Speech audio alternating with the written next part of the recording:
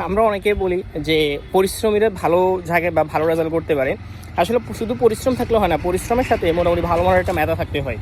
আমি অনেক দিন থেকে টিউশনি করাচ্ছি এবং একটা জিনিস আমি খুব ভালোভাবে লক্ষ্য করতেছি যে যেসব স্টুডেন্ট অনেক বেশি পরিশ্রমী বাট যাদের মেধা তুলনামূলক একটু কম, ওরা কিন্তু পরীক্ষার আগে অনেক বেশি স্ট্রাগল করে, পারা জিনিস ভুলে যায়, বা হচ্ছে মনে করেন কয়েক জায়গায় কোনো একটা টপিকে দিয়ে দিছে, ওরা কিন্তু তখন স্ট্রাগল করা শুরু করে। বাট যে অনেক অনেক মেধাবী বা যার মেধা ভালো বাট তেমন একটা পরিশ্রমী না, ওর কিন্তু একটা জিনিস দেখবেন যে ও মোটামুটি পরীক্ষার আগে এই জিনিসটাকে এই পুরো প্রসেসটাকে ও ভালোভাবে ক্যাপচার করতে পারে এবং হচ্ছে আনকমন কোনো কিছু আসলে কিন্তু সে দিতে পারে।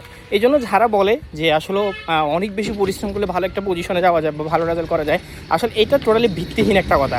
যারা স্টুডেন্ট পড়া বা টিউশনের সাথে জড়িত, ওরা কিন্তু এই জিনিসটা খুব ভালোভাবে ধরতে পারে যে পরিশ্রমের পাশাপাশি একটা স্টুডেন্টের অবশ্যই ভালো মেধা থাকতে হবে, তার ভালো কোয়ালিটি থাকতে হবে, যাতে করে সে যে কোনো পরিস্থিতি বা এক্সাম হলে গিয়ে বা এক্সামের আগে যে একটা কাঁপাকাঁপি সৃষ্টি হয়ে যায় সবার, এটা যাতে সে ট্যাকল দিতে পারে।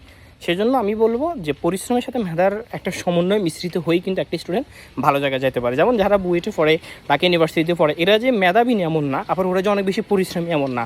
ওরা পরিশ্রমী প্লাস হচ্ছে মেধাবী, দুইটার একটা সমন্বিত রূপেই কিন্তু ওরা একটা ভালো পজিশনে যেতে পারছে।